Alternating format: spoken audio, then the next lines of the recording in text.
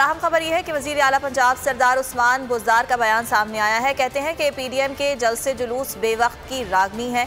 एहतजाजी सियासत मुल्क कौम के लिए नुकसानदेह है। वज़ीर आला पंजाब ने यह भी कहा कि अपोजिशन को मुल्क की तरक्की का एहसास, ना अवाम की खुशहाली का। बेहिस्सोला कोरोना के दौरान इंसानी जिंदगियों पर भी सियासत चमकाता रहा। मईशत मजबूत हो रही है तो ये अनासर नया रूप धार कर सामने आ रहे हैं। वतन अजीज़ को जलसे जुलूसों से आगे नहीं ले जाया जा सकता। उस्मान बुज़दार की जानिब से PDM को तनकीद का निशाना बनाया गया और PDM की जानिब से जो एक बार फिर ऐलान किया गया है स्वात और कराची में जलसा किया जाएगा, उस सिलसिले में वज़ीर आला पंजाब उस्मान बुज़दार का ये कहना है कि मईशत मजबूत हो रही है तो ये अनासर नया रूप धार कर सामने आ रहे हैं। वतन अजीज़ को जलसे जुलूसों से आगे नहीं ले जाया जा सकता।